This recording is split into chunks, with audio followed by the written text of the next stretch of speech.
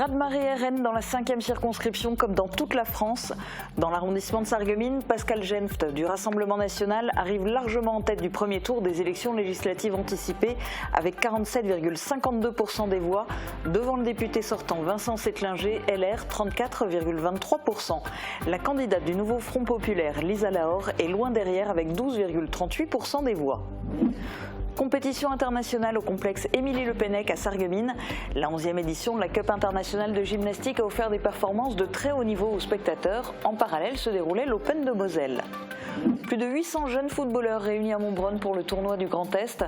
77 équipes y ont participé. 3 journées de compétition étaient organisées pour les U9, U11, U13 et U15. La 9e édition du tournoi du Grand Est a pu se dérouler sans encombre malgré la météo capricieuse. Saint-Paul 2024, une édition gâchée par la météo. Le festival d'art de rue de Sarreguemines a dû se concentrer sur l'après-midi du samedi, sous une chaleur de plomb, et sur la journée du dimanche, sous la pluie. Malgré tout, les spectacles ont animé la ville. Bienvenue sur Mosaïque Cristal. Dans cette émission, on va bien sûr faire un large retour sur les élections législatives anticipées.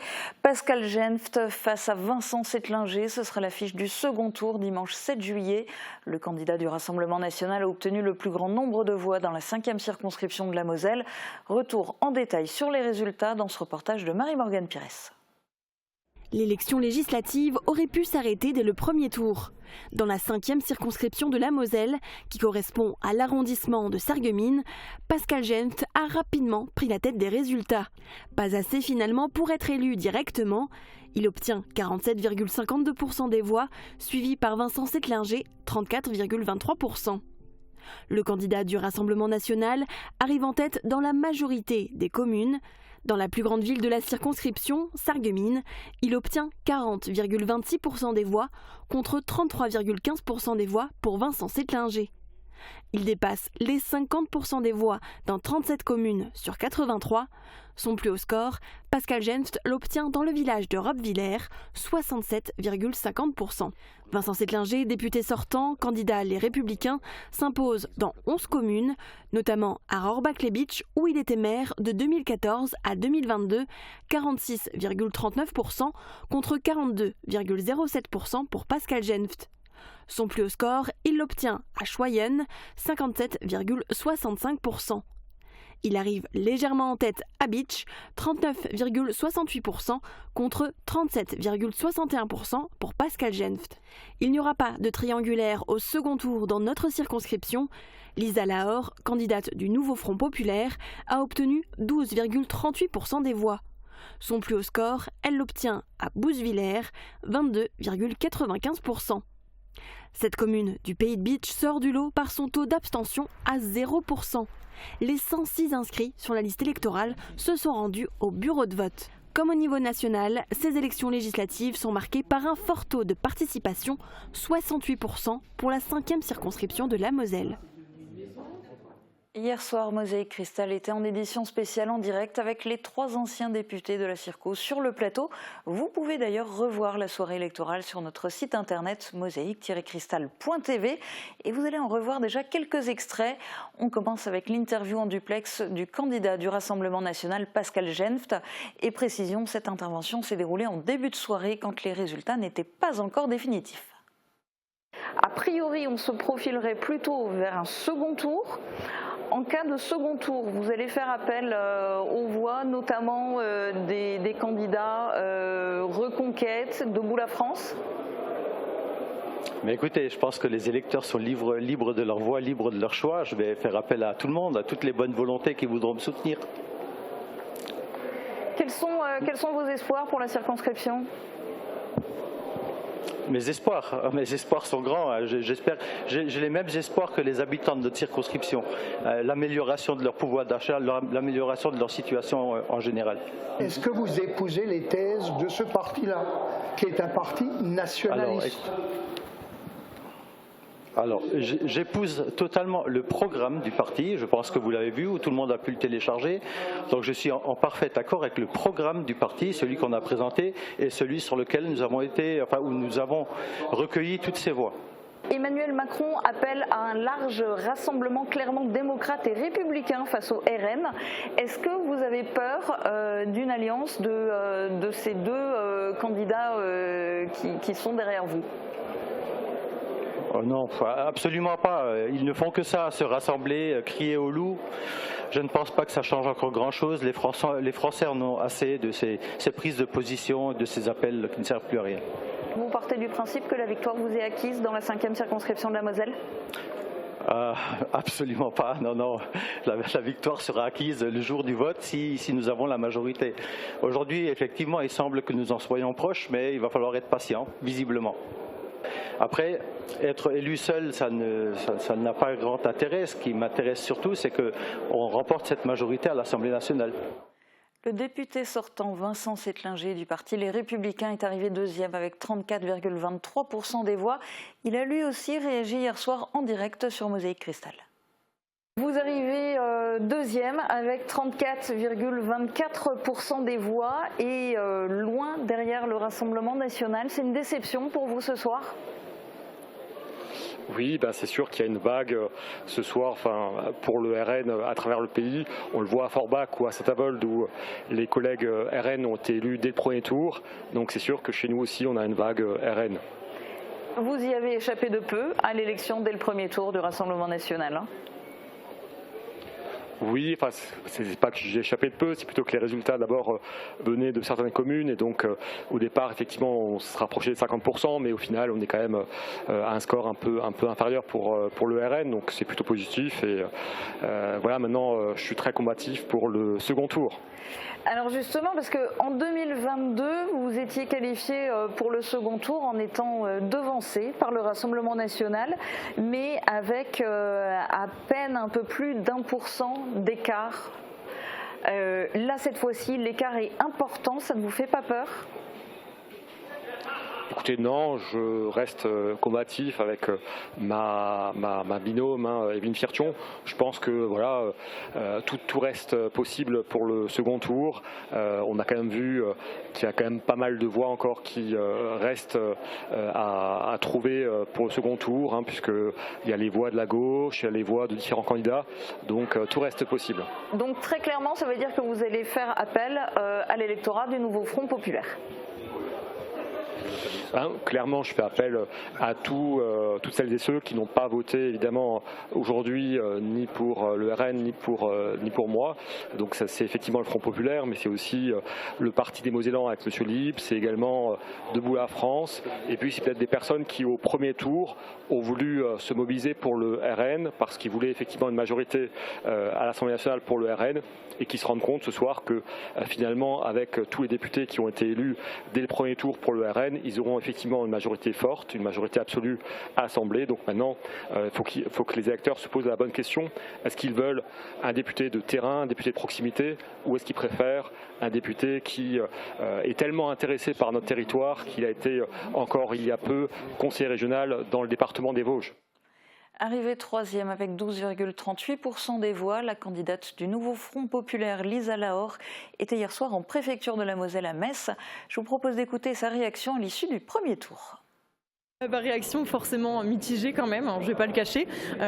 Voilà, on voit que la gauche s'effondre quand même. Enfin, c'est très difficile pour la gauche au niveau de la Moselle et notamment aussi pour moi. On arrive quand même troisième, ce qui est quand même pas mal, mais on pensait quand même faire mieux, surtout quand on voit les scores surélevés du RN. Bon, après, malgré tout, les scores ont changé depuis le début de la soirée où il était annoncé élu d'office et là où il ne l'est plus. Donc c'est quand même une petite victoire de voir son score baisser. La règle, elle est très claire, c'est même pas une règle, c'est vraiment ce qu'on a dans nos tripes et ce pourquoi on se bat. Forcément, pas une seule voix ne doit aller au Rassemblement national, ça va de soi et c'est la seule ligne qu'il faut défendre. J'appelle aussi quand même tous ceux qui sont mobilisés de près ou de loin dans ma circonscription et que je remercie d'ailleurs, ou même ceux qui ont une sensibilité, qui sont effarés par ces résultats. On peut s'organiser entre nous pour aller dans les circonscriptions où on aura des candidats de gauche. Pour l'instant, malheureusement, c'est uniquement Céline Léger qui est sur la 8e circonscription face à Jacobelli. On on est très déçus, c'est sûr, mais je pense qu'il faut transformer cette déception en colère et en rage pour tout donner. Et après, par la suite, dans tous les cas, moi je suis militante, c'est-à-dire que moi je suis sur le terrain, même hors dehors des élections. En plus de ça, il faut aussi se préparer parce que Monsieur le Président a quand même laissé sous-entendre qu'il pourrait potentiellement redissoudre de nouveau l'Assemblée nationale dans un an. Donc voilà, dans tous les cas, nous on sera là sur le terrain pour les gens parce que ce qui compte, c'est vraiment être à la rencontre des gens et être là pour eux. Et nous, on n'est pas que là pour être pour les élections, en fait, tout simplement. Les appels au report de voix se font entendre de toutes parts. Le candidat du parti Debout la France, Hervé Hocquet, 1,26% des voix dans notre circonscription, l'a écrit noir sur blanc. Alors je cite « Il est bien évident que j'appelle en accord avec Nicolas Dupont-Aignan et sans aucune hésitation les électeurs DLF sur la 5e circonscription à voter pour Pascal Genft, candidat RN pour battre le député sortant LR, Macron compatible ». Fin de citation. Hier, les 3 prédécesseurs du député sortant étaient sur le plateau de Mosaïque Cristal. Gilbert Morer, PS, Céleste Lette, LR et Nicole Trisse, Renaissance. Tous 3 ont appelé au vote pour Vincent Settlinger au 2e tour. La discussion animée a aussi été l'occasion d'une remise en question. Je vous propose d'écouter un extrait des échanges. Ça commence par Céleste Lette qui s'adresse à Gilbert Morer. Tu ne penses pas qu'on a, et toi et moi, en tout cas les partis qu'on représentait, une certaine responsabilité de ce qui se passe aujourd'hui avec l'émergence des extrêmes ? Parce que j'ai été député pendant 15 ans, j'ai été député sous Chirac, donc dans la majorité, j'ai été député sous Sarkozy, donc toujours dans la majorité, et dans l'opposition à l'époque de Hollande. Et j'ai donc été souvent dans ces postures politiques où ce qui était bien quand on était au pouvoir ne l'était plus quand on était dans l'opposition ou inversement. Et qu'on a été toujours dans des postures qui ont fait que sur des valeurs qu'on aurait pu avoir communes, il y a quand même eu des choses sur lesquelles on aurait pu s'entendre, que ce soit dans la sécurité, que ce soit dans l'immigration, que ce soit sur la santé, que ce soit sur l'éducation, peu importe les différents domaines, mais où chaque fois, parce qu'on est opposé à. Et la droite est coupable, mais la gauche aussi. Et c'est aujourd'hui un petit peu le châtiment que nous impose la population en disant « Vous, autrefois, gauche et droite, vous n'avez pas su répondre à nos attentes ». Le président Macron ne l'a pas su davantage dans ce nouveau bloc qu'il a créé, et je le regrette, mais on a tous une culpabilité partagée. Et ça a donné quoi ? Eh bien aujourd'hui, et je reviens à ce que tu disais tout à l'heure, colère ou adhésion, eh bien aujourd'hui, je pense, il y a les deux certainement, mais l'adhésion est issue de cette mauvaise entente qu'on a eue pendant des décennies. Je suis d'accord avec vous dans le fait qu'on a fait beaucoup trop souvent et on a fait depuis trop longtemps de la politique politicienne en pensant au coup d'après et en faisant effectivement ces petits arrangements entre amis ou au contraire en voulant être en opposition pour dire moi je suis dans l'opposition, votez pour moi, je suis dans l'opposition. C'est stupide parce qu'en fait ce que les gens ils veulent c'est du pragmatisme et c'est vrai que c'est là qu'il faut qu'on ait une cohérence et qu'il faut, moi je suis effectivement, la démocratie c'est ça, c'est donner la parole aux gens. Bon, c'est ce que j'avais dit en 2022 quand effectivement Vincent Settlinger m'a battu, je dis mais j'accepte totalement le verdict, c'est ça, je veux dire une loi est importante, chaque fois est importante et donc on n'a pas nous à décider ou à moraliser ou à intellectualiser ce genre de choses. Il faut effectivement faire jouer à fond cette démocratie et on aura peut-être un état de droit qui sera beaucoup plus serein finalement. Je souhaite qu'on en revienne à cette politique de la droite et la gauche. On sait à qui on a affaire et ce code a été cassé. Mais vous avez raison, en intervenant auprès de M. Lette quand il a dit ça, en disant « mais maintenant il y a cette extrême droite ». Eh bien, si. Il peut y avoir 2 blocs. Il y aura ce bloc RN et il y aura les démocrates, qu'il faudra aussi largement qu'ils le peuvent. Il y en aura qui resteront à la marge, mais qui se mobilisent pour contrer ce RN. Les accords dans l'hémicycle, ça sera ce qu'on appelle communément le 3e tour. Pour le moment, la 5e circonscription se tourne vers le 2e tour. La campagne s'annonce intense cette semaine et je peux déjà vous annoncer que nous organisons le débat d'entre-deux tours sur Mosaïque Cristal. Pascal Genft du Rassemblement national et Vincent Settlinger du Parti Les Républicains confronteront leurs idées. Vous pourrez voir ce débat jeudi dès midi sur Mosaïque Cristal. Il sera ensuite rediffusé en boucle jusqu'à vendredi midi. Et comme d'habitude, vous pourrez aussi le voir sur notre page Facebook et sur YouTube. Pas de 2e tour en revanche chez nos voisins. Dans la 6e circonscription de la Moselle, le secteur de Forbach, le député sortant Kevin Pfeffer du Rassemblement national a été réélu dès le premier tour avec 50,90% des voix, devançant le maire de Forbach, Alexandre Cassaro du Parti Les Républicains, 21,23% des voix, talonné par la candidate du Nouveau Front Populaire, Claire Blatt, 21,21%. Idem dans la 7e circonscription, le secteur de Saint-Avold. Le député sortant, Alexandre Loubet du Rassemblement national, a été réélu dès le premier tour avec 53,33% des voix, très loin devant le Nouveau Front Populaire, 18,53%, et la candidate Ensemble, 18,03%. On va s'intéresser à d'autres résultats maintenant, ceux du sport. Place à notre page sportive du lundi. Votre vie locale sportive est sponsorisée par Wellness Vouswiller. Nageurs amateurs ou confirmés, venez découvrir nos bassins avec turbine de nage à contre-courant intégrée Swimeo, disponible à l'essai. À moins d'un mois des JO de Paris, Yann Schrub valide son ticket pour le 5000 mètres. Ce week-end au championnat de France à Angers, le coureur originaire d'Arren a remporté la médaille d'or sur cette distance avec un chrono de 13 minutes 41. Cela lui permet d'obtenir les minima olympiques, un nouvel exploit pour le licencié de l'ASSA qui s'était déjà qualifié pour le 10 000 mètres au JO. Il concourra donc dans les deux distances. Comme Yann Schrub, un autre Sarregueminois s'est illustré ce week-end, le coureur handisport Michel Munch. Il a remporté la course du 5000 mètres avec son guide Clément Bruchon au meeting de Talence. En plus de la médaille d'or, il a aussi battu son record de France avec un chrono de 16 minutes 40. Il se rapproche de plus en plus de la qualification pour les Jeux paralympiques. Après la course, direction les airs avec les championnats du monde de parapente. Ils se sont déroulés à El Yelmo, en Espagne, l'un des endroits les plus emblématiques dans le pays pour ce sport. Yvan Haas, pilote originaire d'Ilsprich, y a participé. Il termine à la 10e place du classement général sur 115 participants, 4e français. Et il s'est notamment illustré lors de la dernière épreuve où il s'est placé 4e. Gymnastique de haut niveau à Sarreguemines ce week-end. Le club de la Cité Faïencière accueillait la 11e édition de la Cup, une épreuve internationale à laquelle participaient de grands talents de la discipline. Parmi eux, on retrouve de jeunes gymnastes sarregueminois. Ils ont d'ailleurs brillé à domicile. Guillaume Dumontail nous en dit plus. Allez Lorenzo! Allez Lorenzo! L'accélération pour la sortie en batterie, porte en ligne, en toute arrière avec une grille. Parfois, quand on voit des sportifs en action à la télé, les gestes qu'ils réalisent paraissent simples. Mais là, ce n'est pas le cas.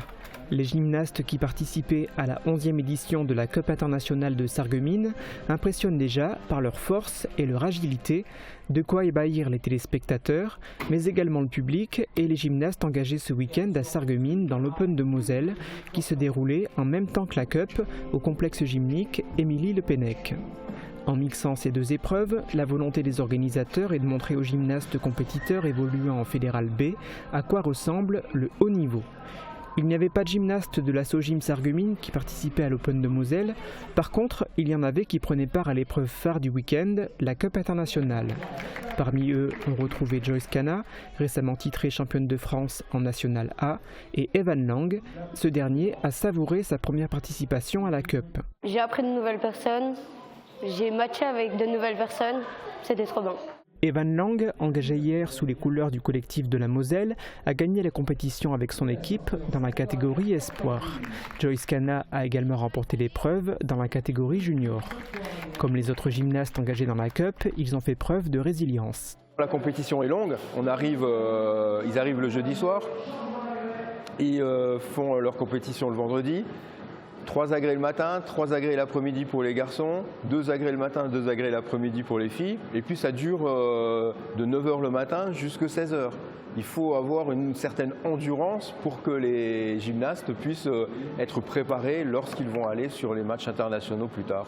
Parce qu'en fait, la longueur, c'est vraiment le plus important. Garder à chaque fois la concentration pendant toute une journée. Par le passé, les athlètes ayant participé à la Cup ont ensuite réalisé de grandes performances à un plus haut niveau encore. C'est le cas par exemple de Loris Frasca. Le Fort-Bachois est ainsi devenu ensuite médaillé de bronze par équipe avec la France au championnat d'Europe en 2018 et il a pris part en 2020 aux Jeux Olympiques de Tokyo. 77 jeunes équipes de football sont venues s'affronter pour le tournoi du Grand Est. Il s'est déroulé sur la pelouse du stade de la Neumatte à Montbronn. Malgré les conditions météo de dimanche, la compétition a pu se dérouler sans encombre. Reportage de Guillaume Desmonteils et Thibaut Desmarlés.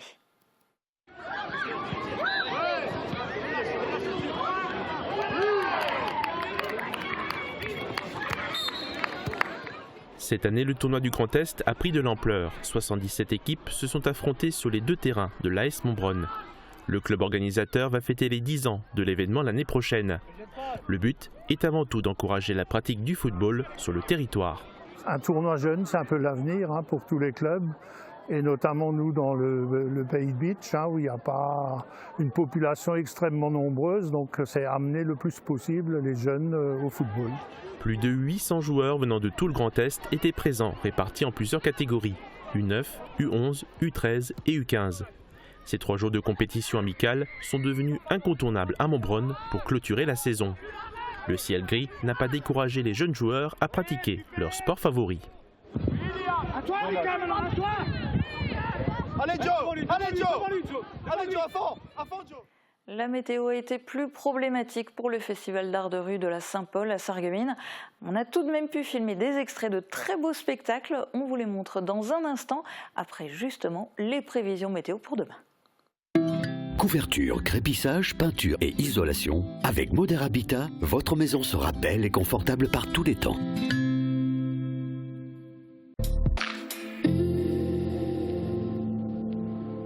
Bonjour tout le monde, vous avez sans doute été nombreux à voir cet orage passer samedi soir et même à le prendre en photo comme l'a fait notre internaute.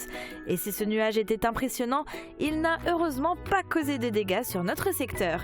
Et pour demain, on va retrouver un ciel gris et quelques averses dans l'après-midi et les températures sont en chute libre en comparaison avec ce week-end et ne dépasseront pas les 15 degrés au meilleur de la journée. Demain, nous fêtons les Martiniens et il fera jour de 5h32 à 21h39. Passez tous une bonne journée et à demain!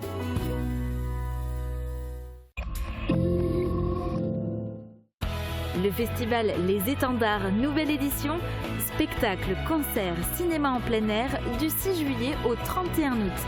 Profitez de nombreuses animations gratuites tous les week-ends. Ne manquez pas l'événement de cet été.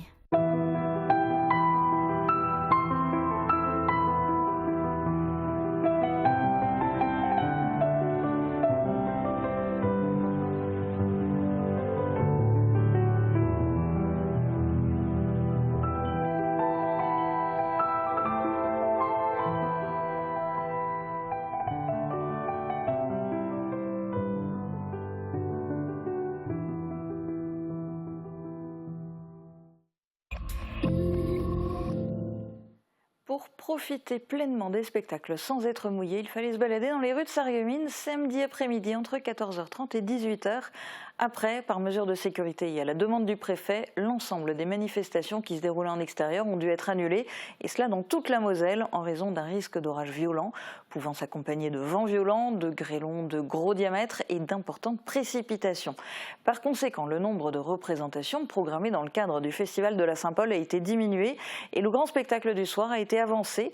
Mais il y avait tout de même de très belles choses à voir. En voici un aperçu filmé par Guillaume Desmonteils. C'est donc un condensé de Saint-Paul qu'il était possible de vivre samedi après-midi avec des compagnies étranges qui déambulaient dans les rues. On croisait ainsi pêle-mêle des canards géants, des sportifs en passe de disputer les Jeux Olympiques ou des échassiers qui ne rataient pas l'occasion de vous encercler.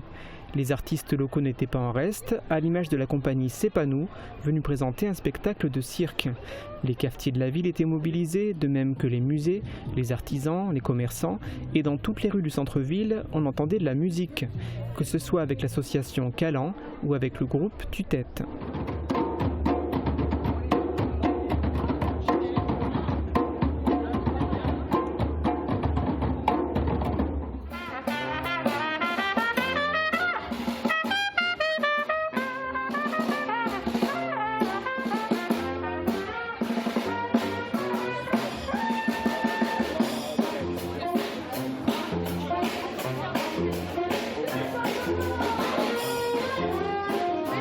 Saint-Nicolas, le lieu était transformé en piste de danse où Juke Pop faisait écouter sa musique décalée et déjantée.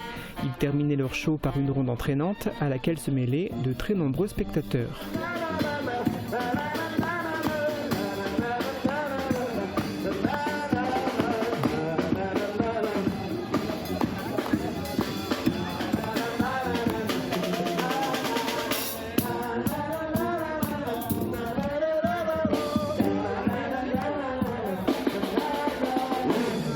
Du calme et de la poésie, on en retrouvait avec Monteka al dente. Il faisait aussi participer le public à son spectacle et démontrer toute son habileté de jongleur. Le public était ravi.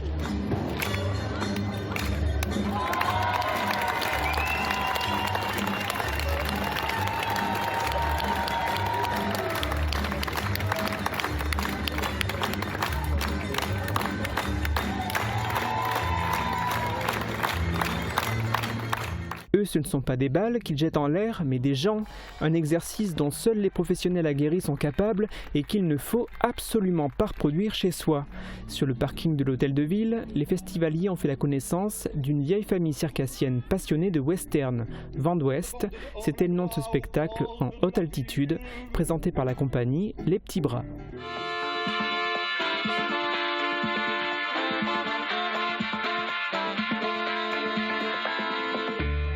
Samedi, à l'approche de l'heure fatidique décidée par la préfecture, il était temps de faire un premier bilan avec des visiteurs venus spécialement à Sarreguemines pour assister au festival d'art de rue de la Saint-Paul.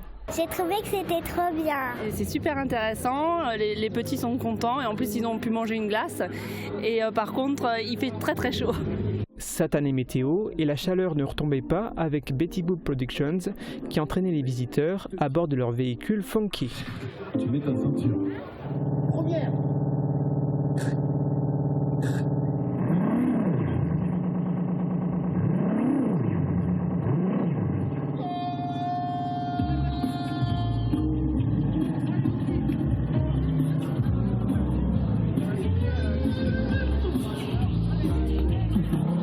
16h30, la nouvelle heure fixée pour le temps fort du festival de la Saint-Paul, la déambulation Be-Hop proposée par la compagnie Remue Ménage. Un show déjà spectaculaire et sympathique de jour, qu'il aurait certainement été encore davantage de nuit, mais la météo orageuse et la décision préfectorale prise pour éviter d'éventuels dégâts en ont décidé autrement. A noter également que dimanche, le spectacle d'acrobatie Vent d'Ouest a dû être annulé, cette fois-ci en raison de la pluie. Espérons que l'année prochaine, la météo ne viendra pas perturber la fête.